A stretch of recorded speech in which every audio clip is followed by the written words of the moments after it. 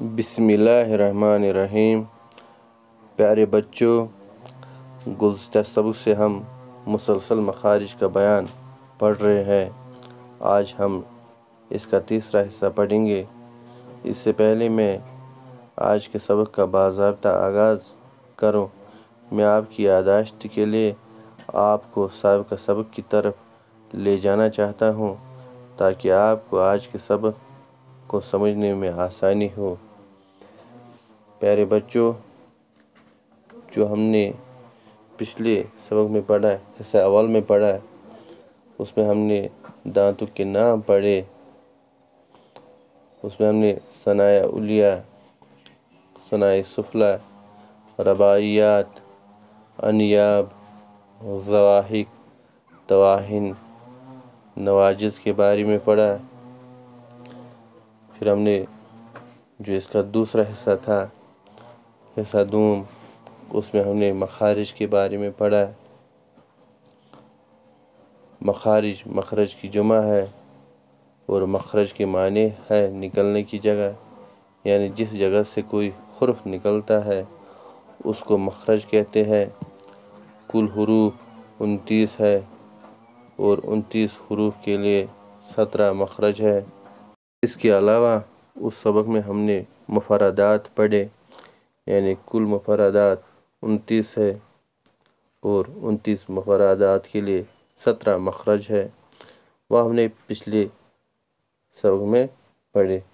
تو بچوں، آج ہم 17 مخرج پڑھیں گے، تو آئے شروع کرتے ہیں۔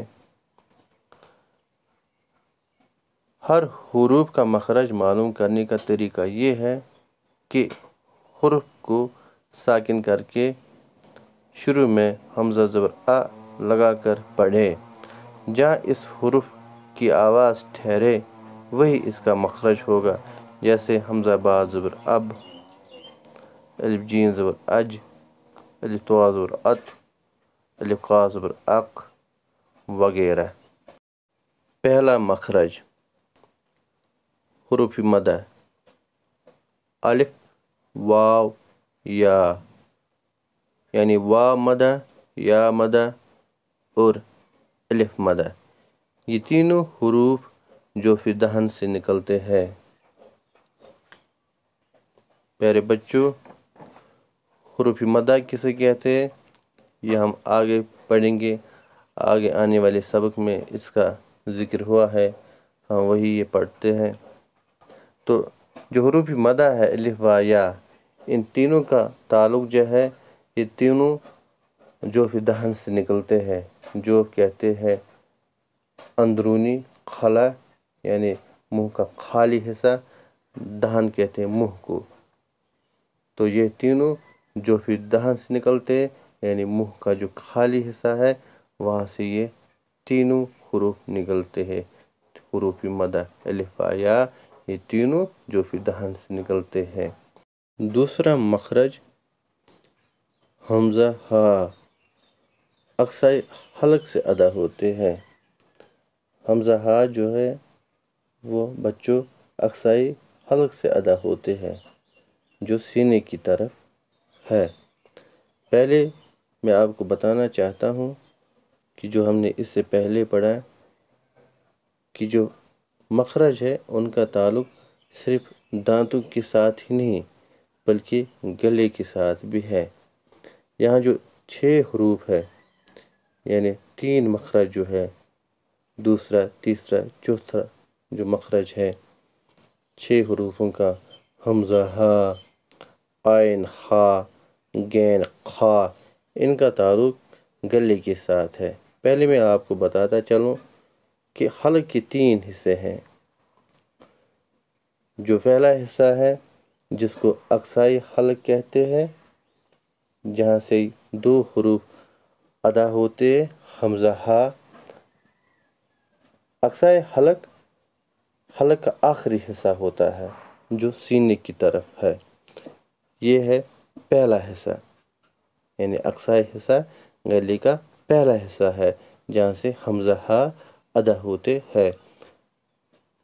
تیسرا مخرج جو گلے کا دوسرا حصہ ہوتا ہے وسط حلق یعنی حلق کا درمیان والا حصہ جہاں سے عین خا نکلتے ہیں، تو یہ گلے کا بیچ والا درمیان والا حصہ ہے جہاں سے تیسرا مخرج عین خا ادا ہوتا ہے۔ تیسرا حصہ یعنی گلے کا تیسرا حصہ جس کو ادنائے حلق کہتے ہیں، جہاں سے غین خا ادا ہوتے ہیں، یعنی یہ منہ کی طرف والا حصہ ہوتا ہے، گلے کا منہ کی طرف والا حصہ جہاں سے غین خا ادا ہوتے ہیں۔ تو پیارے بچوں، یہاں سے جو غین خا ہے یہ چوتھا مخرج ہے، یعنی گلے کا تیسرا حصہ جہاں سے غین خا ادنائے حلق سے ادا ہوتے ہیں۔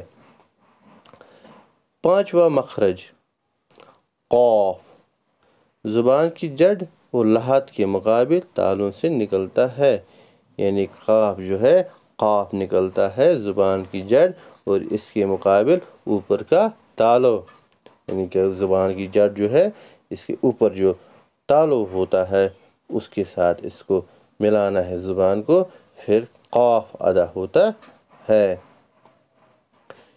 چھٹا مخرج جو ہے وہ ہے کاف، یعنی قاف کے مخرج سے نیچے، ذرا نیچے منہ کی جانب زبان کی جڑ کے قریب اور اس کے مقابل تالو سے ادا ہوتا ہے۔ چھٹا مخرج جو قاف ہے یہ قاف کے مخرج سے ذرا نیچے، اس کے نیچے، یعنی ہم نے جو قاف پڑھا اب ہم کاف پڑھ رہے ہیں، قاف جو ہے یہ قاف کے مخرج سے ذرا نیچے منہ کی جانب زبان کی جڑ کے قریب اور اس کے اوپر کا تالو، یعنی زبان کے اوپر کی طرف جو تالو ہوتا ہے اس سے یہ ادا ہوتا ہے قاف۔ ساتواں مخرج جو ہے وہ ہے جیم شین یا، زبان کا درمیان اور اس کے مقابل تالو کے ملاپ سے ادا ہوتے ہیں۔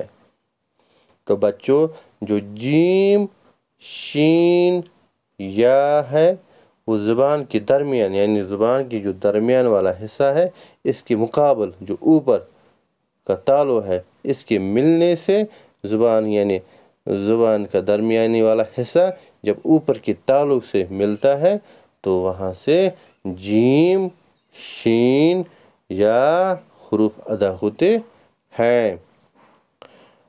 آٹھواں مخرج زاد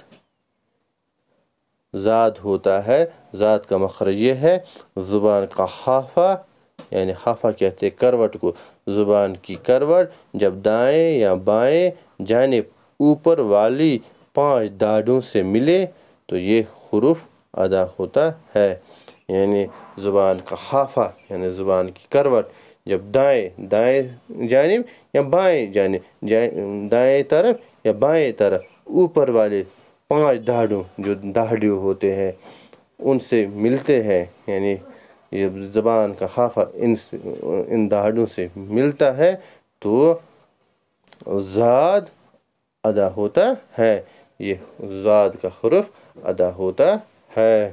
9واں مخرج لام، زبان کا کنارہ جب ثنایا رباعی انیاب اور زواہر کے دائیں یا بائیں جانب مسوڑوں کو لگے تو یہ حرف ادا ہوتا ہے۔ تو لام جب زبان کا کنارہ جب ثنایا کہتے ہیں اوپر جو دانت ہوتے ہیں، ثنایا رباعی یہ میں نے آپ کو پڑھایا، رباعی انیاب و زوائد یہ کہاں ہوتے ہیں، دائیں سائڈ میں کس جگہ ہوتے ہیں، بائیں سائڈ کس جگہ ہوتے ہیں، انیاب زواہر اس کا ذکر پہلے ہوا ہے، رباعیات یا زوائد تواہن ہے، نواجذ ہے، اس کا ذکر ہم نے پہلے ہی کیا ہے، پہلے سبق میں ہم نے یہ پڑھا۔ تو جب یہ دائیں انیاب اور زواہر کی دائیں یا بائیں طرف مسوڑوں کو لگے تو یہ حرف ادا ہوتا ہے، یعنی لام کا حرف ادا ہوتا ہے۔ پیارے بچوں، یہ آج کا سبق تھا جو ہم نے پڑھا، یعنی جو مفردات ہے 29 ان کے جو 17 مخرج ہے، ان 17 مخرج میں ہم نے آج 9 مخرج پڑھے۔ انشاءاللہ آنے والے سبق میں ہم جو باقی مخرج جو اس کے ہے وہ پڑھیں گے۔ تب تک کے لیے اللہ حافظ، شکریہ۔